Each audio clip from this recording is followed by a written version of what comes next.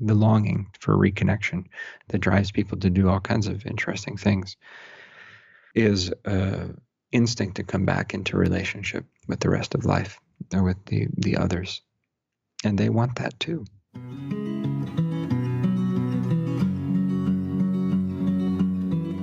Hello, friends, and welcome to episode 26 of Medicine Stories.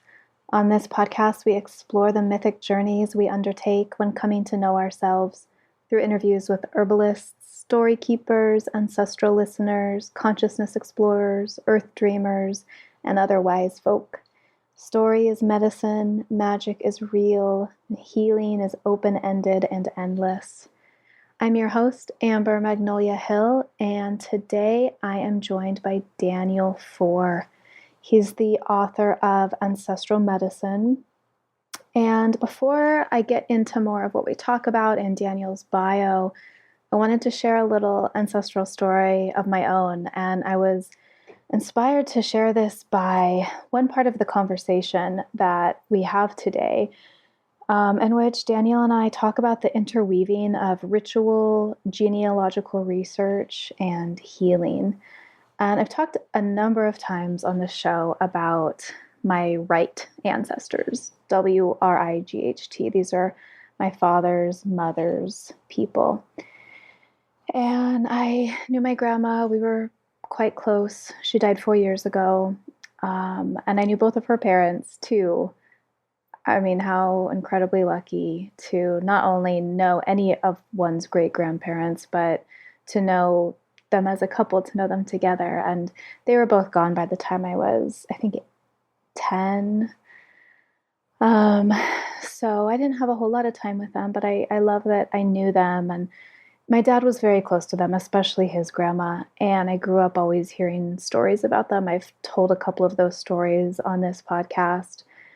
But one that I have not shared is that when I was first getting interested in ancestry, this was about in 2010, I was given the task by Atava Garcia. I think there's a second name in her name. I think she has 3 names. I'm sorry, Atava, that I'm not thinking about it right now. Of Ancestral Apothecary. We did some Skype sessions. I should really have Atava on here. And she gave me the task to write out an ancestral story. I think it was something that we came up with together. I was telling her about the Wrights and about the story specifically of my great-grandparents, the ones I knew. Lewis and Gladys were their names, of how their firstborn died and of his burial. He was 6 weeks old. This was in Arkansas. He was born in January, died in February, and my dad had always told me this story of how it was pouring rain that day, and they hitched up their mules, and I forget what it's called, a buckboard wagon, I think he called it, and had the tiny little coffin back there, and made their way to the cemetery, and it was raining so hard, and it was so muddy and such tough going that the mules gave out.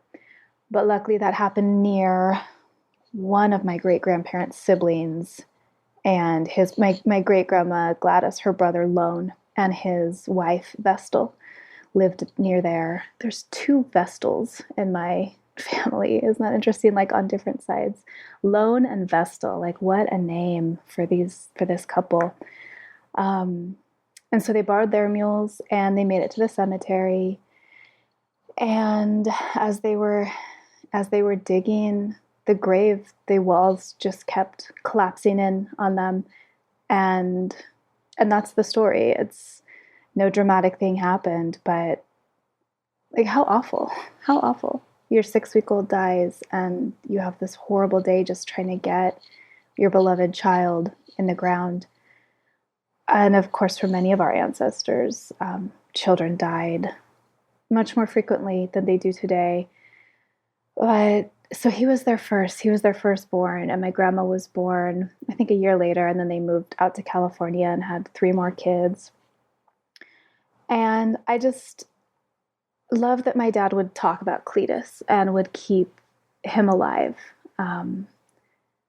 And gosh, I wish I had talked to my great-grandparents about him and heard the story from their perspective.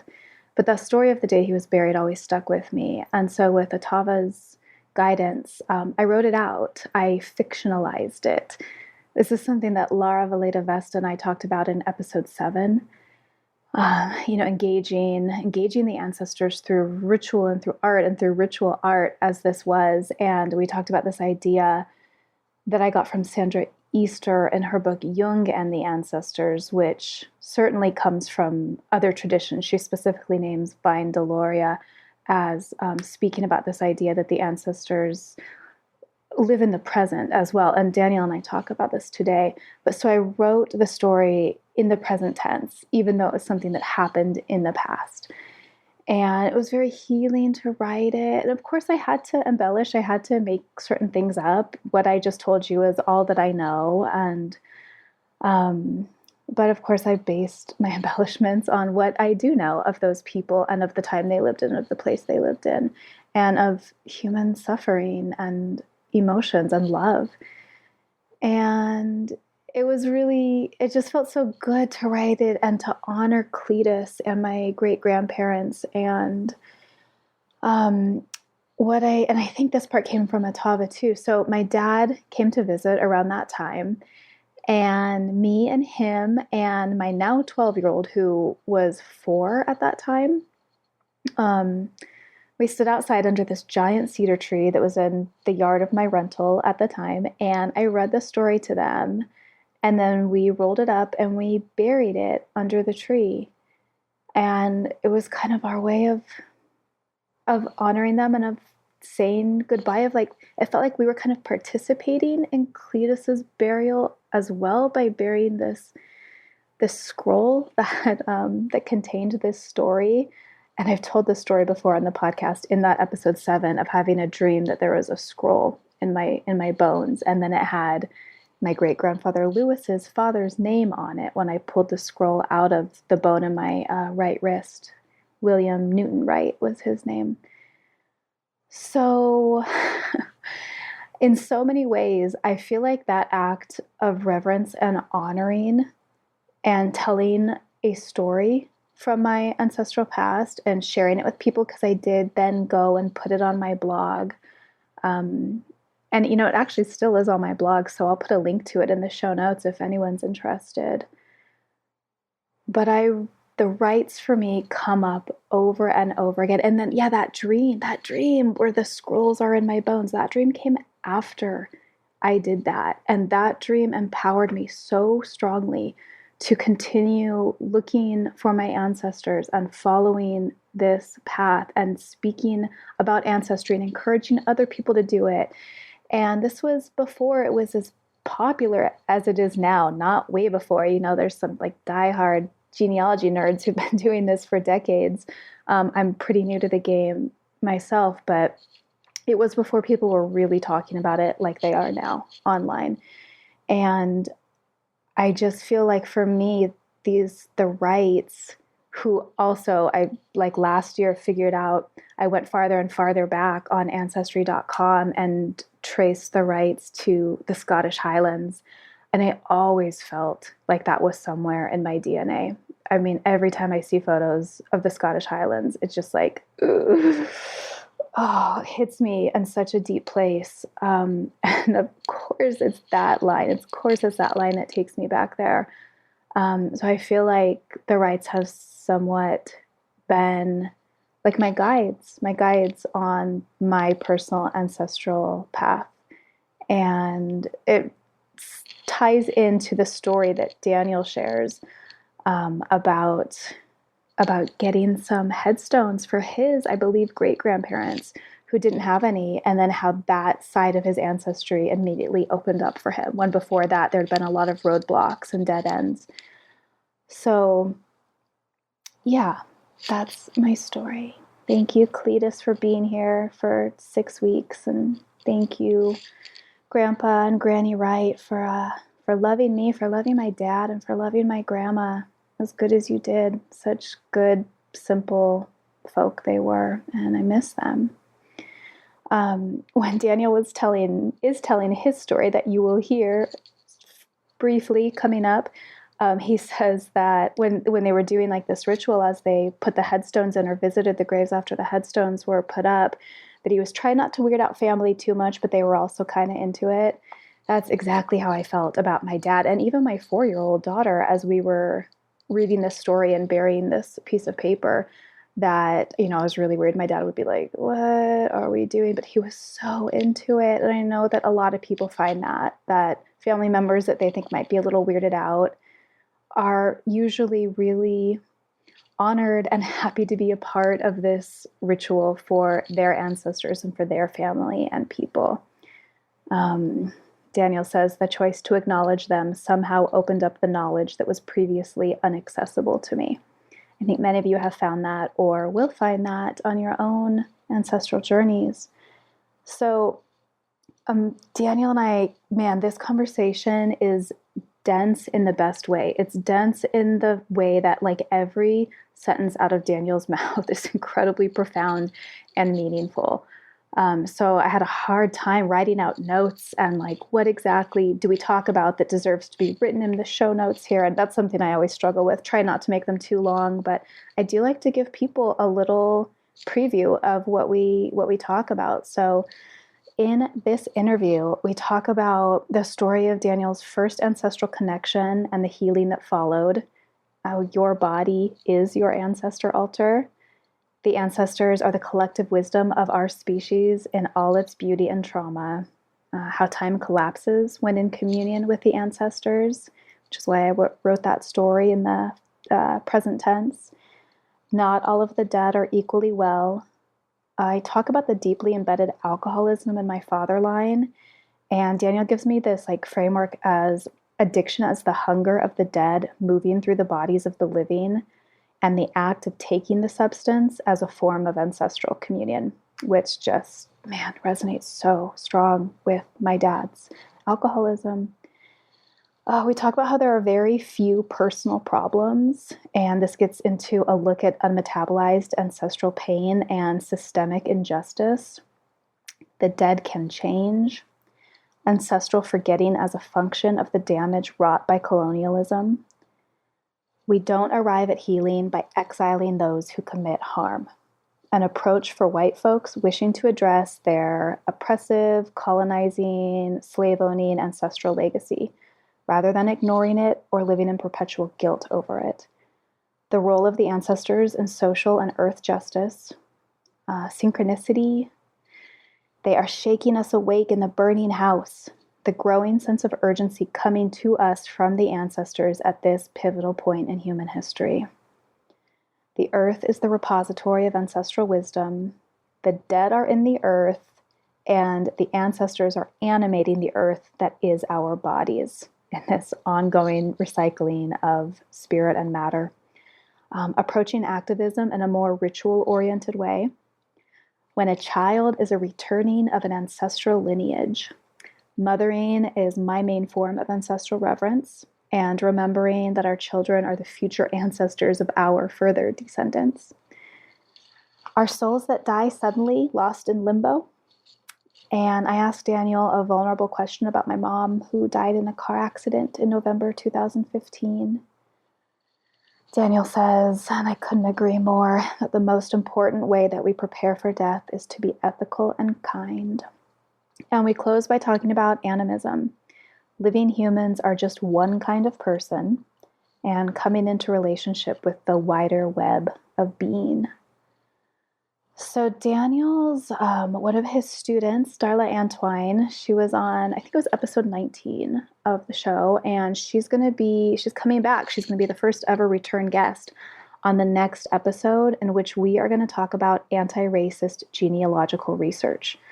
I'm really excited for that. I did her online course about it, and I just, as someone who is almost 100% of European ancestry, Ancestry.com and other genealogical resources really are set up to work for me and for other white folks. And I have felt poorly resourced to guide people of color and people of non-European descent into their own genealogical research. But Darla is there and she's got it dialed in, and we're going to be talking about it. So please, please listen to that one. It's for white folks as well as people of color. It's for everyone. So Daniel is a teacher and practitioner of practical animism who specializes in ancestral and family healing and in helping folks learn to relate well with the rest of the natural world. His focus on the ancestors sources from his training as a doctor of psychology and licensed marriage and family therapist, from the guidance of his teachers in earth-honoring traditions, and from 2 decades of implementing the teachings of ancestor reverence in his own life. Since 2005, he's guided hundreds of ancestor trainings, rituals, and talks throughout the United States and helped many others to reconnect with their family ancestors through personal sessions. He is the author of Ancestral Medicine, Rituals for Personal and Family Healing. And on Patreon, we're going to be giving away a copy of that book. So that's at patreon.com/medicine stories. As always, at the $2 a month level. Check it out there if you are interested in winning a copy of this really, really beautiful and meaningful book. I absolutely loved reading it, and I hope that you absolutely love this interview with Daniel Foor. Hi, Daniel. Welcome to Medicine Stories. Thanks so much. It's good to be here. I'm really, really glad to have you here. I had many, many listeners request your presence, so I'm happy to deliver That's you. Good. Cheers. And of course, you had Darla Antwine on the podcast before, who studied with you and just got a huge response to that episode. Yeah, she's great. Yeah, and I'm sure you know, people are really hungry. They're hungry for their ancestors. It's, just, I don't know, an exciting time to be talking about this. It's true. There's a kind of intense job security in what I do.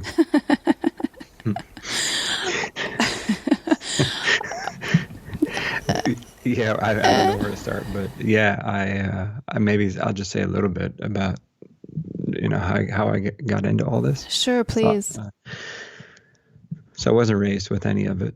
I sought out as a teenager shamanism and psychoactive things, and started crashing around with pagan ritual stuff and books, and it was great. And then I chaotic but useful. And at age 17, I connected with teachers, which was super helpful to get a framework early on for relating with the animal and plant spirits and ancestors even. And that was over 20 years ago. I'm 40 now. And I did a PhD in psychology, became a therapist in there, and spent the last 20 years working with different teachers, different systems, with ritual, ceremony, all that. So it's been a passion for me. And I've had the good fortune to train some different indigenous people, and I'm a practitioner of West African Ifa, Orisha tradition. So I go back and forth to Nigeria to work with elders there. But the ancestor work isn't sourcing from just one of those systems per se. And it's not like I ripped it off from some system and then changed the labels and then said, look, I made this up. It really is just connecting some dots about cross-cultural patterns in ancestor reverence and ritual, and also a little bit the way the Spirit showed me to put it together, and what I learned from my own experience as a settler colonialist American of German, English, Irish ancestry, trying to find a sense of belonging without being too terribly offensive to Native people or other people, and working with my own ancestors of blood and engaging with their support from awareness of my own cultural position that's been really good. It's been really grounding. And I see how many other people are crashing around with that same problem, like a real soul level longing to the earth and the spirits and wanting to get reconnected, wanting to do the right thing, but there's no map for it because there's been so much loss and trouble, especially in the last 1,000 years or so. So that's a little bit. I don't want to monologue it too much, but I will say a last thing, that in the last decade especially, my overall approach to ritual, which is animist or earth honoring, and has come to include a specialization in work with blood lineage ancestors. So I certainly don't see them as the entirety of the path, but I have come to see work at least a bit with one's ancestors of blood and of body as being a really foundational and grounding, orienting, fortifying type of focus for a period of time.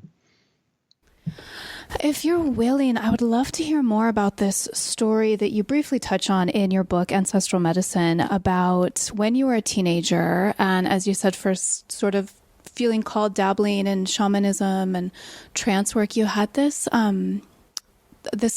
this encounter with an ancestor in your paternal grandfather's line, which led to some healing of your paternal grandfather.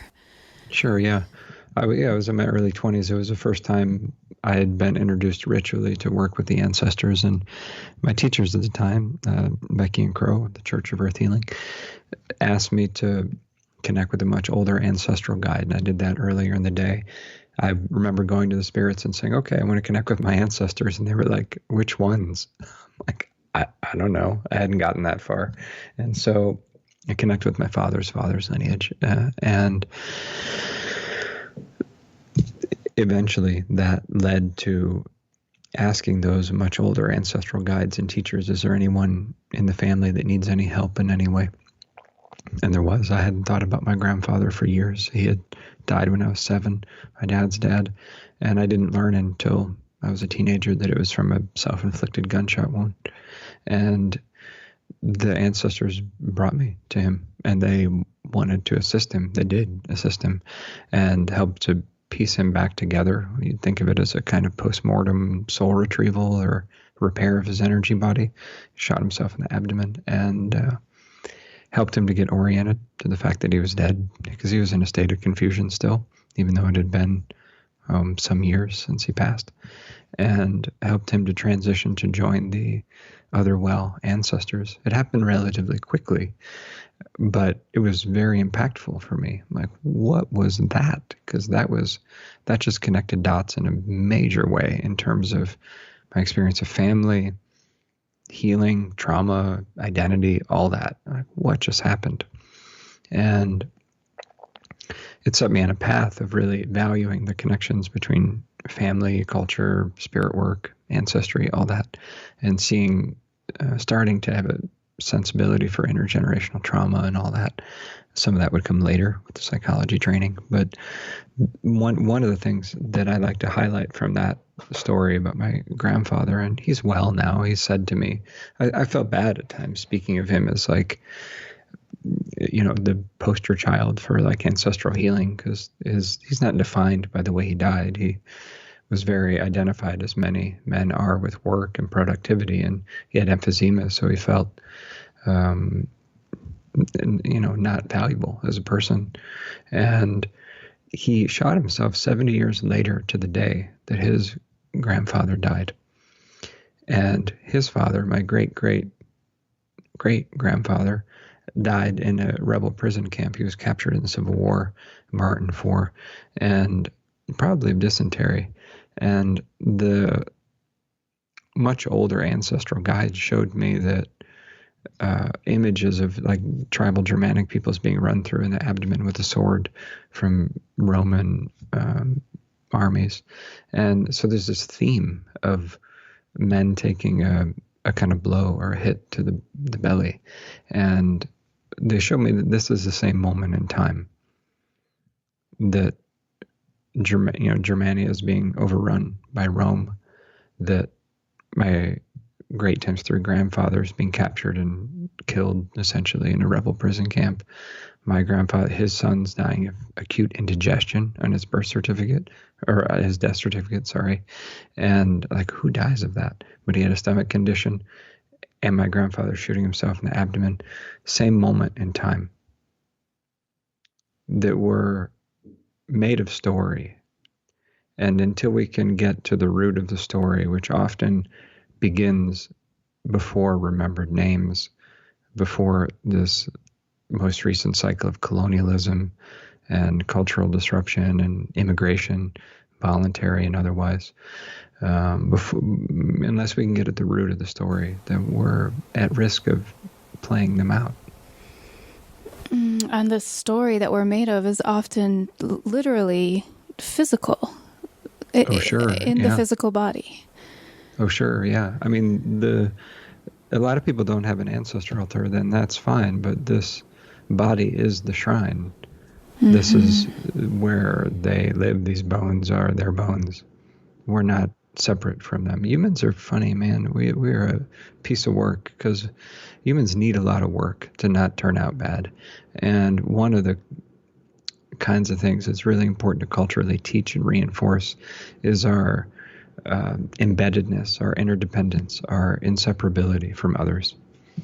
If not, then people can ethically, they'll think they can get away with all kinds of stuff, and when you can't really, it catches up with you.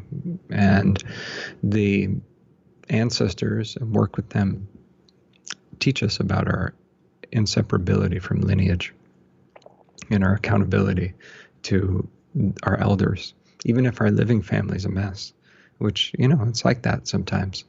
But we crave accountability.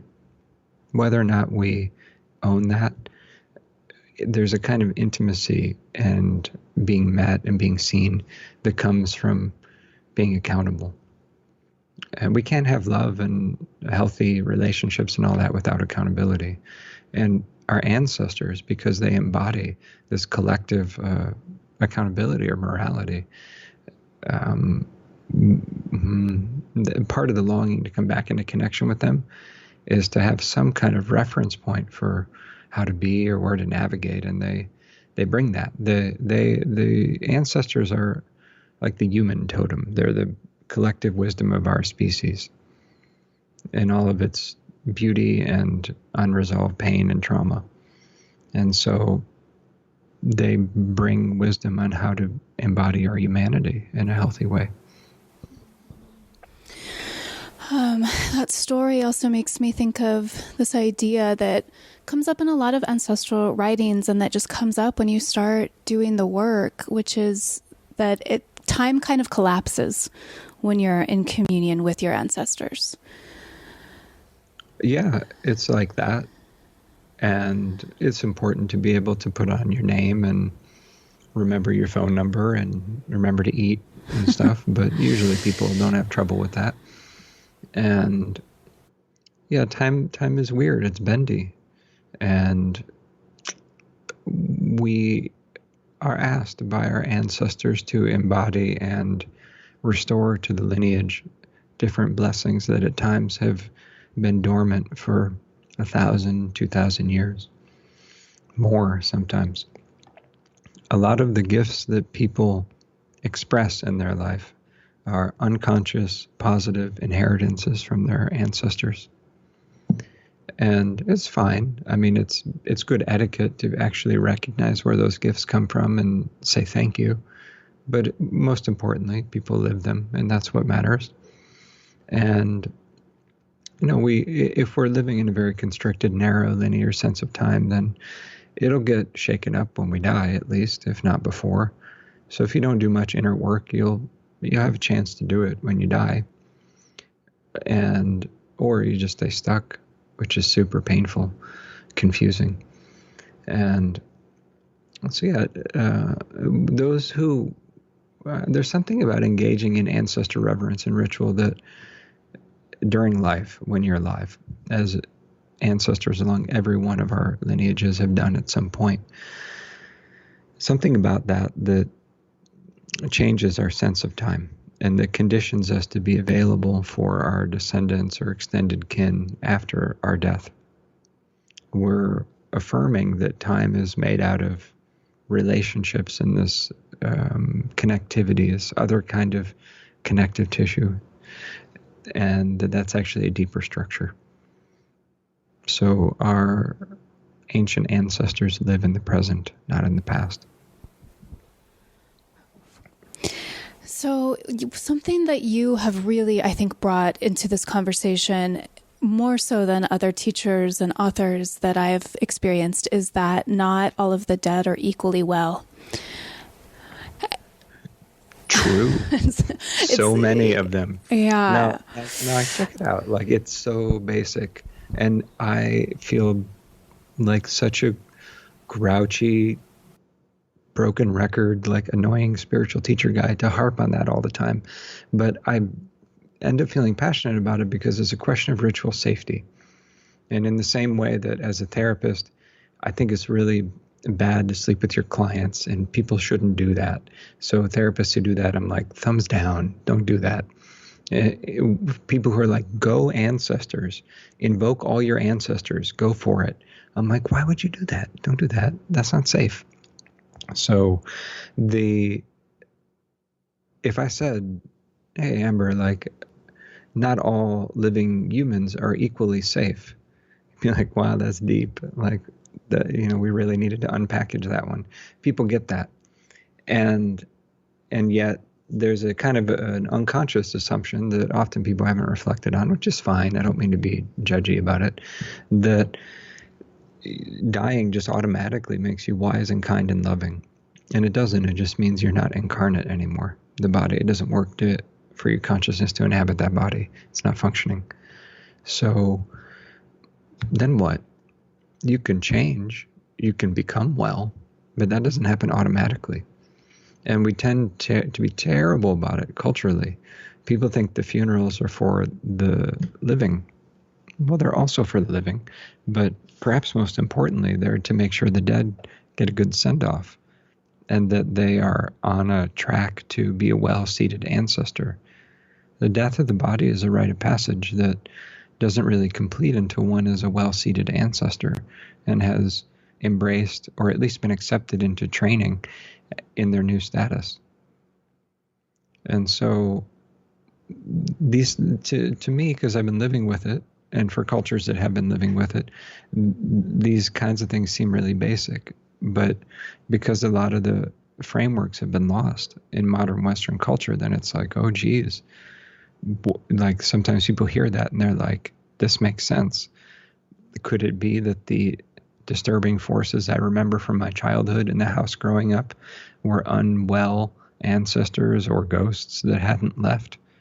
Oh yeah, totally. The ghosts, the ones who don't leave, they can be a source of real disruption, illness, disturbance, bad feelings, bad actions, premature death, things like that. It sounds a little dramatic, but it's more of an ecological lens. It's not saying they're evil. They're just eating as well. And if you have 20 raccoons that live in your house, it's going to create a different vibe. So they're not evil. They're just like, secure the food. So yeah, there's a whole thing. We're pickled in ghostiness in the West, especially. So you have a blind spot around it. Mm-hmm. But just ignoring it doesn't make it go away. I think of this in my family in terms of addiction and how incredibly strongly addicted to alcohol my dad is and has been for 3 decades. Yeah. And the last time I saw him, and I know his dad was an alcoholic, but the last time I saw him and we were talking about it, he said, I just found out that my great-grandfather was an alcoholic too. And I could see, I believe, I could see how he's hooked into that story, and he feels faded, but I also see that it's very real. It's very real how deeply entrenched this hard alcoholism is, not only in their genes, but like there's these ghosts. These ghosts haunt him. They haunt him. I see it in him all the time. He moved back to his ancestral home and he will not leave, even though it's so uncomfortable for him. And even though I'm like, Dad, I'm here with your granddaughters and I'm inviting you to come be with us and live with your descendants. And at some point I realized, no, he feels like he can't break free of his ancestors. And so he needs to be there in that home with them, doing what they did. Yeah, for sure. That's sad. That's tough. And it's possible. I mean, you could, if you chose to, because they're your shared ancestors, make sure that his father and his father and his father and all the men before him are deeply well in spirit, healed, no longer alcoholic, like in a really good way, no longer drinking through him. And it's like taking away the firewood for someone's, dysfunctional bonfire. And it doesn't mean they can't still do their thing and make what choices they're making, but there's less intergenerational momentum around it. And I do think addiction in general is one way in which the hunger of the dead move through the bodies of the living in a way that is really compelling for the living. It's very intimate. Mm-hmm. It's intimate to have ghosts up in your body and in your space. Mm-hmm. It's a kind of unhelpful possession state. And possession states can be ecstatic and awesome and helpful, or other than that. A lot of the really creepy style harm that plays out from humans toward other humans involves an element of less well energy, ghosts, or other things inhabiting humans. And yeah, so it's compelling. There's an intimacy when, not to speak for him or presume to know, but generally speaking from what you're describing, there's a kind of communion with the ancestors that I imagine he may feel when drinking with them and for them. And that intimacy can be found in other ways, but it needs to be, addressed in layers. Some of that stuff you could do, though. Yeah. Mm-hmm. Yeah. Thank you. I think that's absolutely true of him. I think all of my interest in ancestry came from him. I think he's an ancestral story keeper, and that he passed that on to me in a way. And you're absolutely right. It's a form of communion for him. Yeah. And a lot of people who struggle with addiction are super sensitive and empathic. He is. And just don't know what to do with their bad selves. It's like, I got no shell. I got to self-medicate. I don't know what else to do. Right. Yeah. Right. Yeah. And especially men in this culture who are very empathic and sensitive and are taught to stuff it. Oh, totally. Yeah. Yeah. Also that. Yeah. So this reminds me of something else that you say, that speaks to smaller individual stories like this, but also to bigger cultural stories, which is that our sufferings are not our own personal shortcomings. Yeah, sure. I see very little at this point as a personal problem. I trained as a therapist, and now it depends who you're talking to, but a good number of therapists will tend to frame one's struggles as personal. And the advantage of that is that, it's my personal trouble. I can have leverage over it. Okay, sounds good. I am a fan of being self-responsible. And yet, if we ignore how profound the impact of racism, white supremacy, and in a way that also hurts white people, differently. It's bad for white people's souls to be racist. And classism, income inequality, exploitative capitalism, sexism, homophobia, transphobia, colonialism, religious intolerance. You go down the litany of troubles that we're culturally dealing with. These kinds of toxicities are hard on the soul, and they're hard on the body. They're sometimes fatal for bodies and families. And to suggest that those aren't profound is to overlook the condition that we're living in. And I tend to see a lot of those systemic troubles through a lens of ancestry, that they're unmetabolized ancestral pain and intergenerational toxicity that also have become expressed through systems. Because if we're going to talk about racism, sexism, etc., we need to make sure that we don't frame it as just a interpersonal thing. The bulk of it really is systemic in a lot of ways, like institutions and such. But even those are ancestral houses and creations. So to exclude the ancestors from the attempt to clean up and resolve those troubles is a mistake. For one, the very body of the troubled dead, the ghosts, are part of what sustained the trouble. And on the other hand, the dead who are more well are a profound resource for transforming the trouble. And this is important. So it's not just the dead who behaved well during life. It's not just let me look to my, abolitionist, anti-racist, progressive, white ancestors. Awesome, for sure, honor them. But, ritually speaking, it's possible somebody has good politics, but their soul is a hot mess, and they're not actually very safe around the kids after death. And it's also possible that someone who had terrible politics during life dies and is like, wow, I was a loser. I want to do better. How do I do better? And the grandmas and grandpas are like, well, you need to start helping out these people, these causes, whatever. And then they get it. They do better.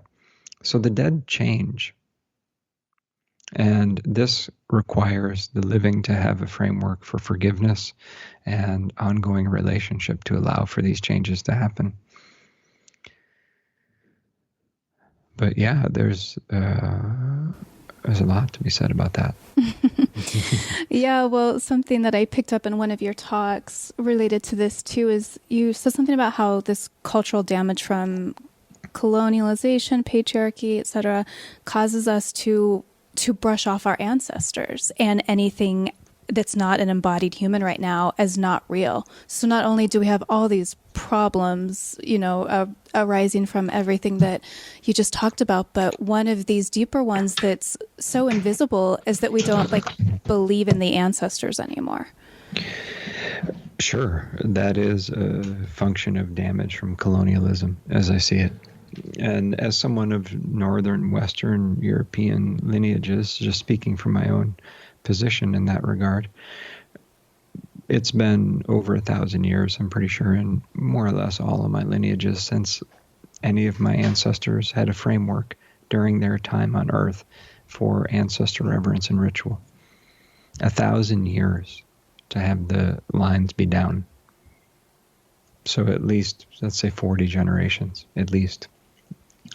And we see, as a European ancestored white American, when I see that happening for Native North American tribal nations or other more intact indigenous cultures, the influence of colonialism and disruption, exploitation, etc., violence, racism, it hits me because I care about people and I'm empathic. And it also hits me because it reminds me of what's the damage that's happened in my own lineages as a European ancestored person. And that can be repaired. It's important to not settle into a victimized, defeated energy.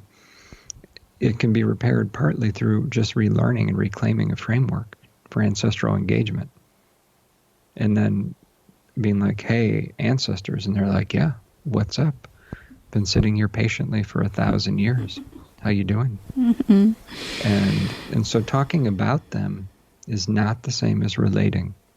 Mm. Some people in activist circles, bless them. I don't mean to generalize, and it's not most people, but there can at times be an element that centers whiteness in a kind of performative guilt way and brings in the topic of ancestry, which is good, but doesn't actually engage the ancestors, talks only about them, and is only about processing one's feelings about one's ancestors or looking at the inherited debts incurred because of one's ancestry, which is useful, it's sacred. But what it misses is the relationship. Like if you invite elders into your house and into the room and you sit and talk about them in front of them, that's weird. It's rude.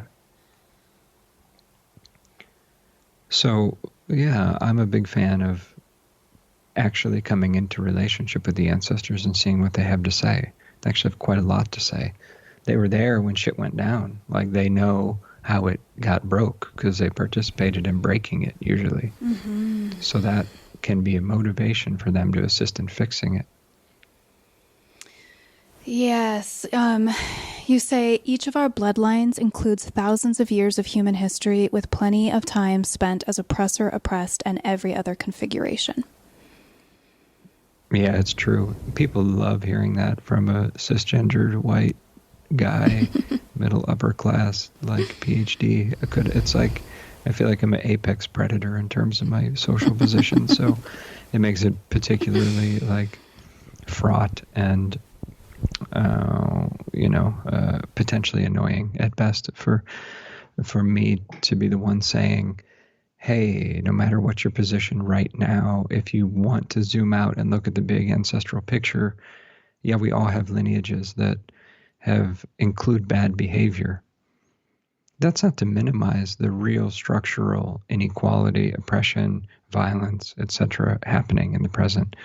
I'm not minimizing that. I'm just saying, like, to be a really whole and empowered person and to see your ancestors in their full humanity, you see that they have expressed all kinds of things: beauty, trouble, arrogance, patience, tenderness, violence, all of it. To suggest otherwise is to say that I'm not a whole person because I'm only full of violent things or only kind things or whatever. But that's just not rooted in spiritual truth. We're all those things. And I see it. It's interesting, I guess. It's a kind of edgy topic, I suppose, but I see it in trips to Nigeria. And sometimes I've gone with people of African ancestry, African Americans here, or I've hosted my Yoruba elders here in the United States. And Africans and African Americans, generally speaking, tend to have a somewhat different cultural outlook on matters of race and identity and all that. And sometimes it comes up in awkward or charged ways where Africans can be insensitive to the real, like, inherited pain of African Americans, or African Americans can seem to Africans like stuck or fixated on race as an aspect of identity. And so what to say? Yeah, it's a big topic and can be hard to talk about, and is so important to talk about. And I think of a class I was teaching on ancestral reverence, especially in relation to herbalism at the Good Medicine Confluence earlier this year, and a student who just got really agitated, like how can I honor or revere or even communicate with my ancestors when I know some of them were slaveholders? Sure. That's a great question.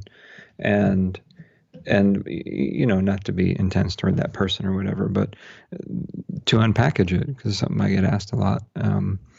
We don't, there's so much to say. We don't arrive at healing by exiling those who commit harms, for one. Even in a traditional culture that practices execution, typically those who are executed are also ancestralized. There are people who make sure that the community members who have earned themselves an early departure make their way to the realm of the ancestors, because to fail to account for that is to birth a ghost into the community. And there's also a reversal of the order for a junior to judge someone who's senior to them. So in a situation like that, I would say you want to get revenge on your slave-owning ancestors. Get to know the even older ancestors who lived before the empire and colonialism and Christianity of Rome, and ask those older tribal grandmas and grandpas to step in and hold your slave-owning ancestors to account. If they have not already gotten right with the spirits, then you ask the older ancestors to step in and they can handle it, because they're the ones in a position to do it. To just judge our ancestors is not a particularly transformative stance. It's not one that I've ever heard my different indigenous teachers or elders encourage. So it's not one that's rooted in indigenous wisdom, generally speaking, in my experience. Not presuming to speak for all of that. But holding the dead in just a state of judgment permanently is, it's not that interesting. And, it's good to just take on the blame instead of running from it. and to identify with those ancestors, be like, yeah, my people, we did all those things. You name it, whatever it is, we did it, not running from it. Then you can start to have a conversation. Yeah, like acknowledging it, looking at it, looking hard at it, talking about it, but also what good does it do to, she just, the guilt was dripping from her. Oh, sure. I know. It's encouraged at times, which is unfortunate. Right. As if holding one's people in a state of judgment actually supports the cause. If it were useful, perhaps, but it doesn't actually support transformation or healing. And I've watched young white people argue with indigenous or African people that they should hold their ancestors in judgment. And I'm like, do you understand how rude you sound right now? You are telling someone who's at least twice your age, who is from an intact indigenous culture, that they also need to hold your same stance of judgment, or else they don't get it. I've had people offer to explain to my Yoruba teachers why they shouldn't share their culture with non-Yoruba people like me. I'm like, are you serious? Wow. Part of what's problematic about it is it internalizes a racially essentialized view of humanity that was generated. There are earlier roots to it, but it especially got concretized in the late 1600s in the Americas to justify the upper class white people's exploitation of Africans, Native people, and poor white people for that matter. And that notion of different races is really worth deconstructing. And one of the ways we break it down is we get more specific about our lineages and where we're from. Like, I'm a white person. It's fine. And I'm of early German, English, Irish colonizer ancestry to North America from Pennsylvania and Ohio, which is more specific. And this idea of just like 4 different races, why would we want to continue to replicate a, European colonizer framework for humanity? It's not kind. It's not beautiful, really. It's very harsh. It doesn't mean that we minimize the impact of race. Of course not. I'm not suggesting that. But I'm saying we need to bring nuance to it. And when people are grappling to be righteous and to be redeemed from a feeling of crushing shame and guilt, nuance is a tough sell in that moment. Right. I could tell she felt like she wasn't a true social justice advocate if she didn't hate her ancestors and herself for that. And I just want to put in that you have this talk called The Role of the Ancestors in Social and Earth Justice, available at your website, ancestralmedicine.org/talks, where you go very deeply into what we're talking about here. So for people who want to dive deeper, your grasp on the complexity of these issues, I think, is really profound. Thanks. Yeah. Just for context, it took me almost a decade of supporting others in blood lineage, ancestral healing work before I started to really understand what I was looking at better. So I did a lot of work before I'm like, oh, this is the cultural healing work. Weird. Yeah. Oh, okay. And then I think I kind of need to go throw up for a minute because I'm going to need to say this out loud. Mm-hmm. Okay, here we go. And then, I was just nervous about because it's contentious. Yes. Wow. Oh yeah. There's a lot of hurt people hurting other people. And yeah, it's understandable, but also it can be a little rough in moments. And whatever, I don't have a victim-y feeling about it. Like so many people suffer, in really real ways. And there's a lot of lateral hostility and just like mean girl culture in social justice activism. Mm-hmm. Yeah. Okay, I would like to go back to another of your personal ancestral stories. I love this story, and in your book you write about how closely ritual, genealogical research, and family healing can interweave. And this is specifically related to the story of your maternal grandmother's parents' unmarked grave and what you did for them. Yeah, it's good. People don't ask me about that one a lot. It was really sweet. I learned that my grandma Hal, she helped raise me. She's very, we're close. Our daughter is like returning from that lineage. And I learned that her parents, they were very working class, like Irish, Welsh people in near Pittsburgh. And somebody in the family, a distant cousin, remembered where they were buried. So she had the spot, but there was a grave that wasn't marked. So I knew that I needed to get a gravestone. So I did, and I got the names and dates, and also engraved on there the totemic energies, different animal spirit energies that occurred to me along the lineage of my mother's fathers, people. And at the same time, when I went back to Pennsylvania to place the grave marker with my parents and some extended family and a prayer, trying not to weird out family too much, but they were also kind of into it. At that same time, the block on the research on that side of the family opened up. And it felt really clear to me that the choice to acknowledge them somehow opened up the knowledge that was previously inaccessible to me. It was great. I got to understand some of the lineages that trace back to what's now Northern Ireland, and other places in Europe, and different stories, and to see that many of them were buried in a nearby cemetery.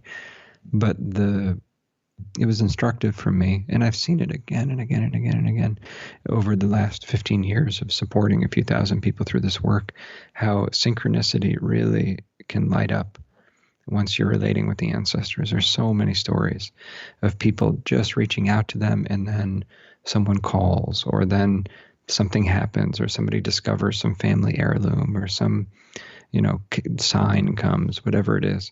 And it's one of the skills, it seems, in Ancestor Boot Camp, is to learn how to generate synchronicities for the living, and how to come to them in dreams, and how to make things happen. So it was a sweet example for me of making effort and being met by them in that. Yeah, I remember realizing early on in my ancestral wanderings about 8 years ago now that they're looking for me too. It feels like as soon as I start reaching out, they start reaching their hands forward through time to be like, yes, we're here. Oh yeah. So much. Look, we're in such danger on the planet right now. There's such crisis, and so many of the troubles have been building, and they're not even fully manifest yet. So best possible outcome is it's just really hard, and we turn the corner. And so they are like shaking us awake in the burning house. They're like, you need to wake up now. Things need to change, like urgently. You've crossed certain lines, and you're continuing to cross further ones. And so there is a sense of urgency from them. There's also joy and play and, all the awesome, fun, magical things. And there's a real sense of you are in danger. We are in danger together. Please wake up. It's like a child waking, trying to wake up a parent that's fallen asleep at the wheel. Yeah. There's a sense of urgency coming, I think, to us who are embodied right now from the ancestors. Yeah. And the ancestors, remember, are very aligned with the wisdom of the earth. In Yoruba culture, I'm also an initiate in Ogboni society, and it's a society that gives reverence to Onile and the Earth Mother. And in that society, one of the qualities is one of accountability or moral authority or community, looking out for the health of community. And when we give reverence to the earth, we're also saying the earth is the calabash or the container for the souls of the dead. The earth is the repository of ancestral wisdom, and the earth is witness to our interactions. The earth is the third person on the call between us right now, and the one also present when listeners access the recording. And the earth in that way is the many eyes and hearts of the ancestors whose bodies are in the earth, or through ash are still in a sense in the earth. So the ancestors in that way are always present there, and they're also associated with the quality of witnessing and accountability that comes with the earth as an intelligent deity. Right. I think that's something that we overlook so easily. I've talked about it a few times on this podcast, and I was just struck dumb when I realized it, I don't know, a year ago or something, that the ancestors are literally in the earth. Mm-hmm. They are. No, my first trip to Yoruba land, the elder of our lineage, the Arba Dasanya Woyade, he had just passed 2 weeks earlier. He's age 99, very kind senior Jedi, and he was buried in the house, as is traditional. So I slept across the hall from him. I was just in a room in a house, but there's also a busted up area of concrete where his body was buried in the house. And so there's something lovely and intimate about having the dead buried in the house where you live. And another way of framing that is these bodies are also the earth. And so the dead who are not dead, who are the ancestors, who are also us, because we're one human community, are wearing these handfuls of earth that are these bodies. And so the earth also moves around and talks to itself. And so like the dead are in the earth, and the ancestors are animating the earth that is these bodies. So both. Wow, right. And then when we step outside of time and take the long view, it's just like people are just earth taking human form over and over. Totally. And it would behoove us to behave like that more, instead of framing ourselves as separate. I follow the news closely. I don't know if it's good for my nervous system, but I've always, I've traveled a lot, and I'm a student of language and culture, and I care about politics. I vote. I care about those things, and I think others should too. And I don't think that there are any environmental problems. There are just human behavior problems. And the human behavior problems and the legacy of them arise from a false and distorted understanding of who we are. Because if we understood our embeddedness, really got it, we wouldn't behave in the ways that people too often behave, positions of power. And so I almost went into environmental law as a career. I'm so glad I didn't. I would have been so unhappy. But I was just mad about what's happening. And I decided to try to leverage it in a different way. So I'm trying to help humans to do better and to remember our context and our position. But in some ways, I'm doing it out of a loyalty to the earth. Like I'm on assignment in the human neighborhood, because that's where my real teacher, who is the spirit of this planet, has sent me. Yeah, you've pointed out too how well Indigenous American communities have brought ritual and ancestor reverence into their earth justice activism. Oh yeah, totally. I think that Native peoples throughout the Americas, whether it's things like Standing Rock and Idle No More, or like Native First Nations people in North America, or different movements in Ecuador, Bolivia, Peru, other places, are exemplary in understanding that ritual and the sacred and political change and communal healing are inseparable. I don't say it to idealize indigenous peoples, but the world, generally speaking, for those who still have a generalized, like, indigenous worldview of some sort, things are less compartmentalized.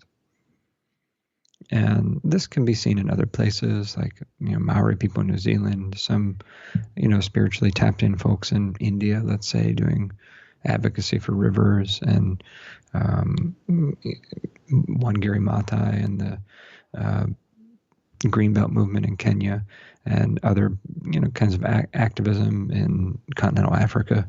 So there are examples all over the world. I'm not saying it's unique to Native peoples of the Americas, but I think social justice type folks who are not indigenous in the Americas could learn a thing from people who are approaching activism in a more ritual-oriented way.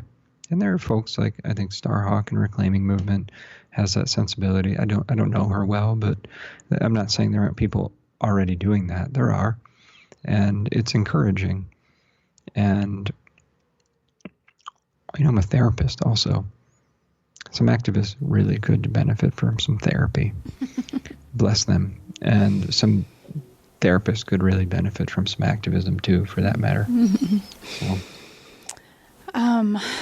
I want to go back to something you said a few minutes ago, speaking about your maternal grandmother's people. You said, our daughter is a returning of that lineage.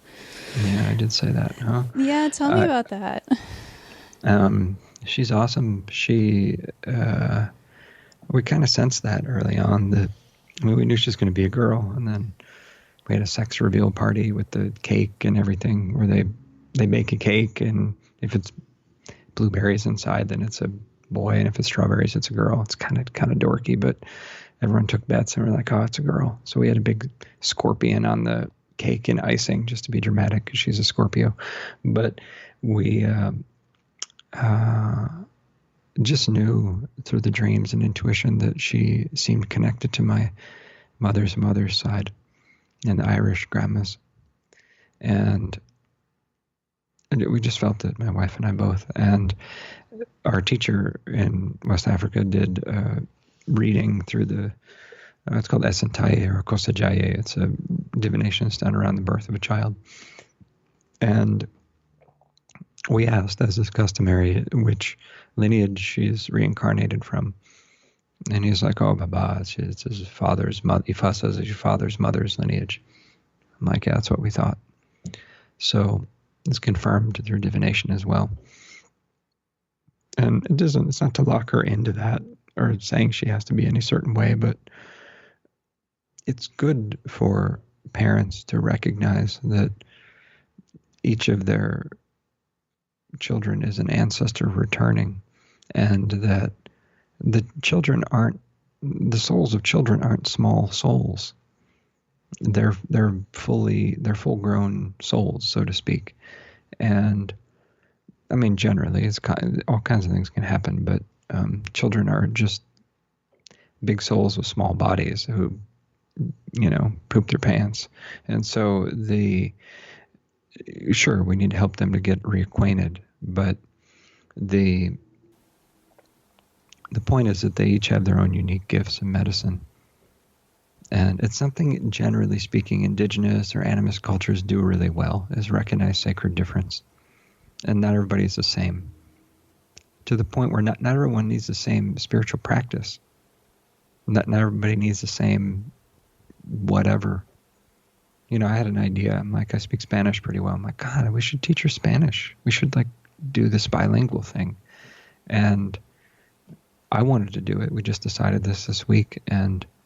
But I stopped. I divined on it first. I'm like, is that what she wants? I'm excited about it. Is that actually what's going to be good for her?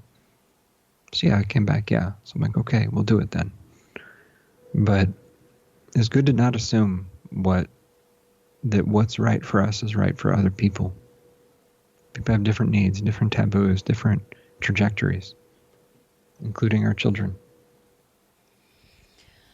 Is it exciting, though, to think about how she may reveal more of that lineage to you as time goes on, or bring you closer to them? Or are you just looking forward to seeing what happens? Totally. Yeah. She's awesome. It's totally vulnerable to be a parent. There's so much you can't control, and it's just like having another heart that's outside your body.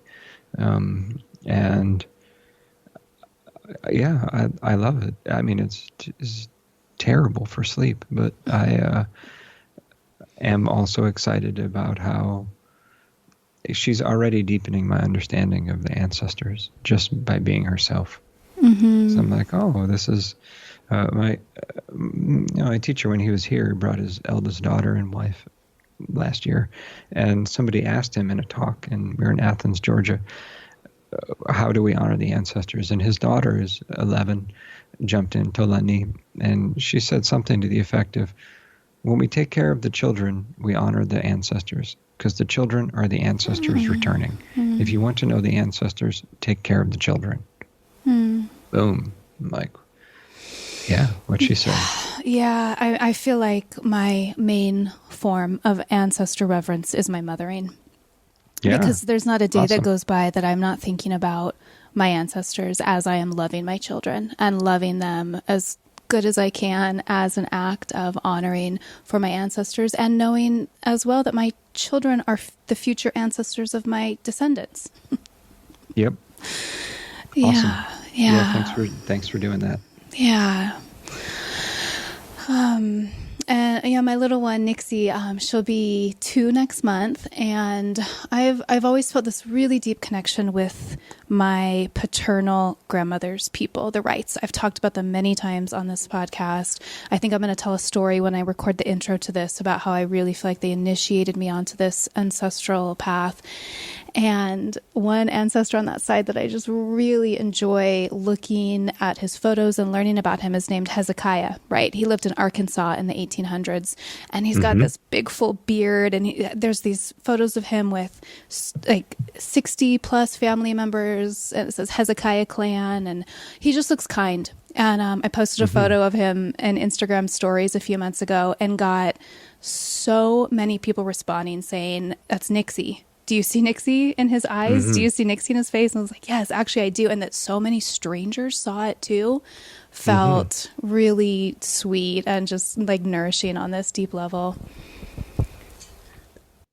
We have a tradition in Yoruba, religious practice called egungun. Egungun means bones in Yoruba, but egungun is the ancestral medium society.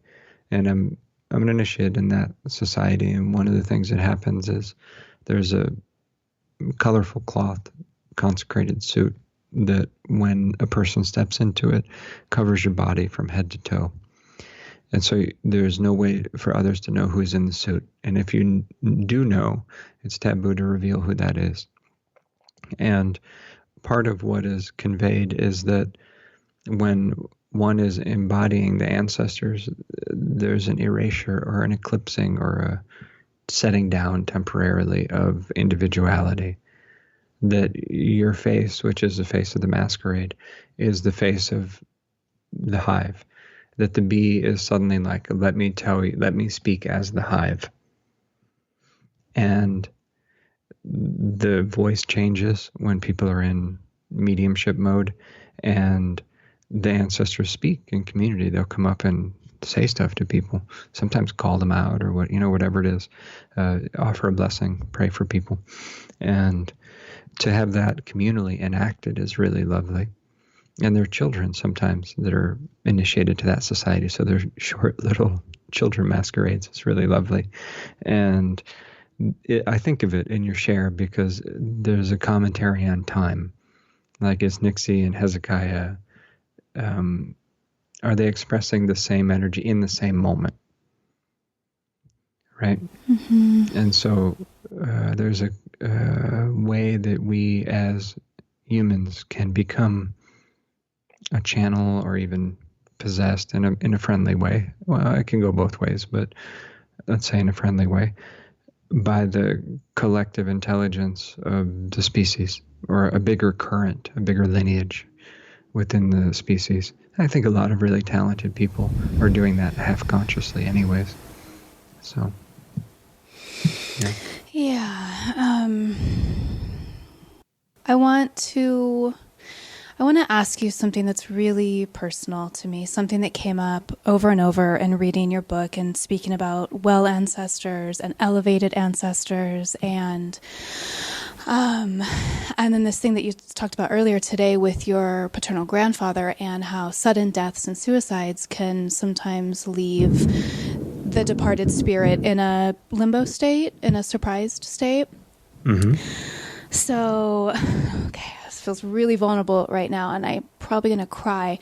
But my mom, who was my best friend, with whom I was very close, died in a car accident a little less than 3 years ago, November of 2015. And she was just truly the most wonderful, loving, kind person. Like, you know, people use the word angel for her all the time, even before she died. And my sister and I, in the few weeks after her death, were like, whoa, like, mom was like an ascended being. You know, we just thought we have the best mom. But like really looking at the way she lived her life and the way she treated people and just this baseline like happiness and trust and loving kindness that she lived her life from, damn, she was really there, even though she wasn't like spiritual, you know, in any way, really. She was, the way she lived her life was, you know what I'm saying? I do. So this internet stranger writes me an email a couple days after she died and is like, oh my God, your mom's soul is in limbo. You have to do this Native American ritual and that Chinese prayer. And I was just like, whoa, chick, like, Really? don't throw that at someone you don't even know. And I talked to my sister and my mom's mom, who's still living now, you know, in her 90s when she lost her baby girl. And I was like, do you guys, you know, there's this idea that when souls die suddenly, they're lost. And do you guys feel like that? And both of them said, not at all. And I felt the same way. Like, I just feel like the moment of impact, she was at peace. Yeah. And but I don't get that reflected back to me in anything that I see or read. And so I guess I want you to affirm me, Daniel. Yeah, no, I'm not just being hospitable by agreeing with you. It's actually how I see it. And of course, kindness on your mom's passing in that way so suddenly. And look, the most important way that we prepare for death is to be ethical and to be kind. Exactly. You could take someone who's kind and ethical and has like a real soul level backbone of good character and cause them to die very slowly and painfully, and they would probably still transition okay. And you could take someone who's, you know, very conflicted and if they haven't addressed that, then it might slow their journey after death. So it's if people die in violent or surprising ways, it's just one factor, and there's no rule about that. There's some people would make a rule about suicides. I'm like, I think that when people take their own life, usually it's surprising to them, because usually they have a view that it's going to end things, and it doesn't actually end them, it just changes them. Right. And so once that initial surprise has passed, some people work it out. Some are kind of work it out, but slowly. Some contract quite strongly and don't work it out at all. So it depends. It's so hard to generalize. But yeah, especially if people are loved, if people live an ethical life and they're loved, they're almost certainly going to be fine. Right. Like nobody felt like they had any unfinished business with her. Nobody. Great. And I mean, I was almost like floating on air those first few weeks after her death, because I felt so blessed to have someone like that be my immediate ancestor, to have that person be my mother. It's possible on some half-conscious or soul level that she was just ready to work from a different position. Mm-hmm. And I mean, who knows? It's not my place to make any specific story about it. But I guess what I don't hear you doing this, but I hear culturally sometimes people say that, oh, so and so died young or they died too soon. I was like, did they die too soon? If a child dies at age 2, is that too soon, or is that the duration of their life? Mm-hmm. I don't. I think it's best to not add a story of how it should be on top of very soul level movements, but to have humility and kind of openness and be like, okay, this is super sad and it's what's happening, and how do we work with it? Yeah. Yeah, I think we were really able to do that as a family after she passed too.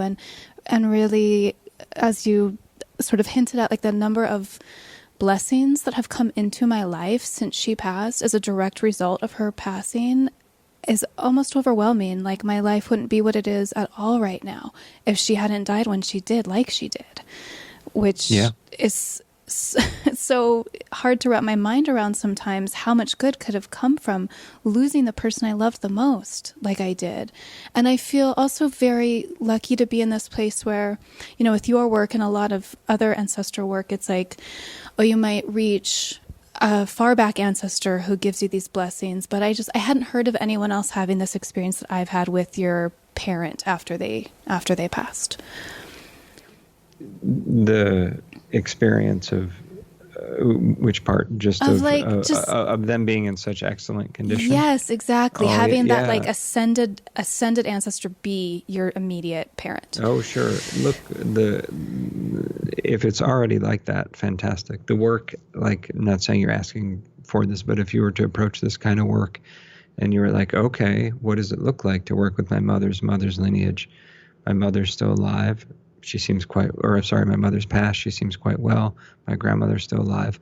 It would look like making sure your great grandmother and all the women on back before her to pre-Christian grandmas, and I'm guessing somewhere in Europe, are deeply well in spirit, and that they're connected with one another, and also they're connected with your mother in spirit.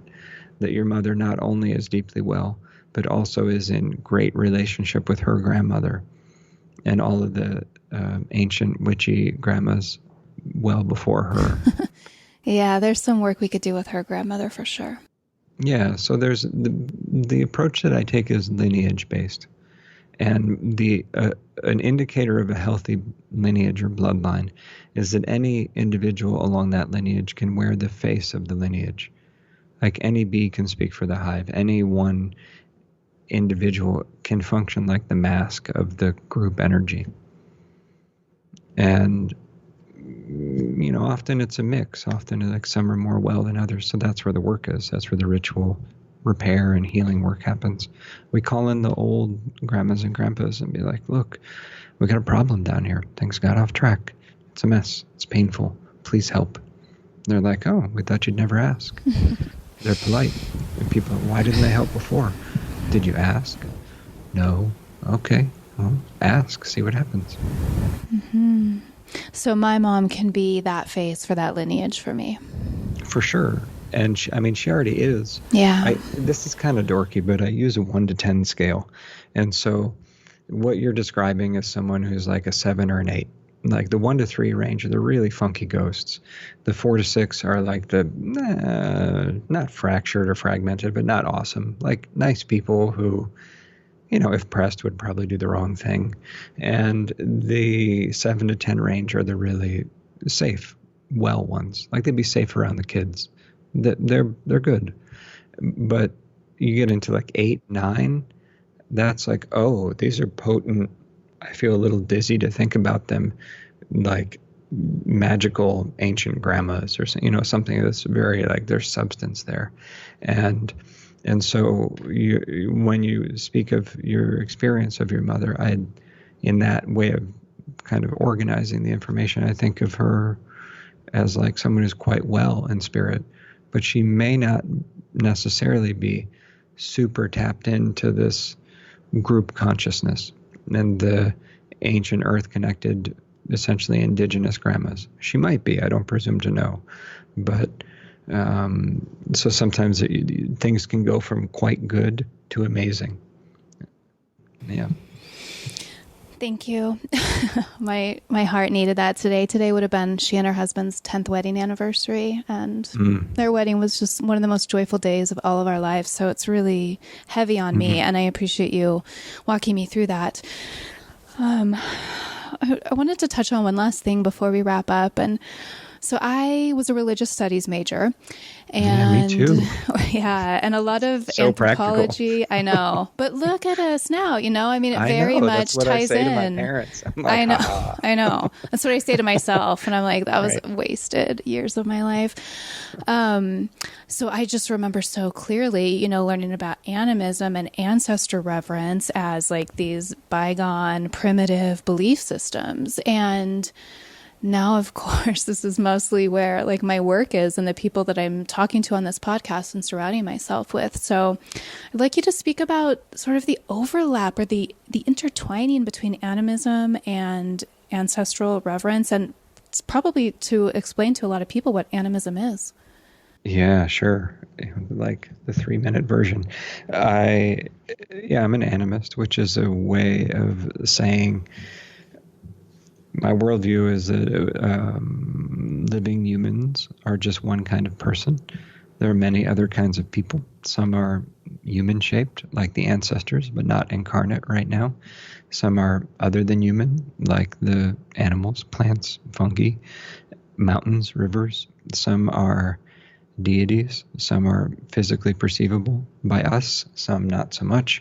But there are many, many other kinds of people with diversely shaped bodies and consciousness.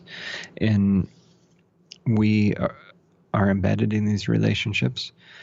And it's incumbent upon us, if we want to be a grown-up, essentially, or a quality person, to try to be respectful with these other relationships that we depend on to live, that are a source of, guidance, healing, joy, community, all kinds of things. And that seems very basic to me, but that's not the frame that modern Western culture is predicated upon. Modern Western culture basically says only living humans, and not even all of them. It's like mostly living white, male, cisgendered, middle, upper class Christian humans, or whatever the oppressive garbage storyline is, are fully real. And then it kind of goes down from there.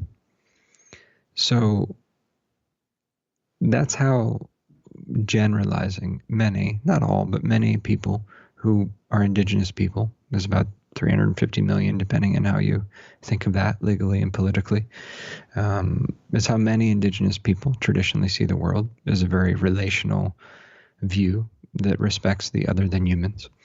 And it's how a lot of people that are into shamanism, which is a complicated kind of topic and word, tend to see the world, is respect for what we think of as nature.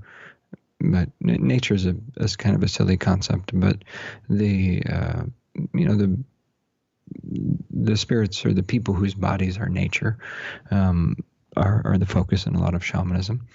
And so animism is a way of talking about just coming back into reconnection that it's not off-putting to indigenous people, and it respects the sovereignty and the history of colonialism and all that. And it just says anybody who cares to can behave in a more relational way. And that's not only kind of interesting and spiritual or whatever. It's very adaptive at this point in history, and very pragmatic and sensible, and scientific even, and gets better results. And it means that, Western educated white people, who are probably the most culturally disconnected humans on Earth in terms of historical distance from animist worldviews, for people of that background, like myself, to come back into a animist frame for life is it's encouraging. I'd like to see others pick it up more, but the longing that people have for this kind of generalized indigenous something, the thing that moves people to drive to Standing Rock or to,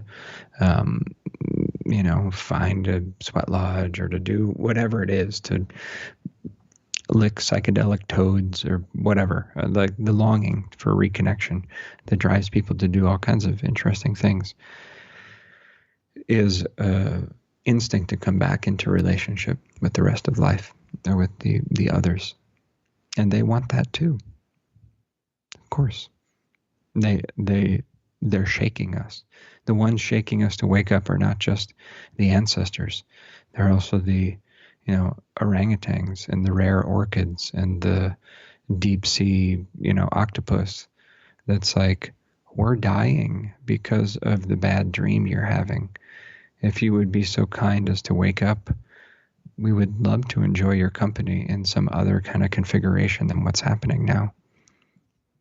So animism it comes with a set of understandings and even rituals and tools for re-enlivening those relationships with the other than humans that we are already embedded in.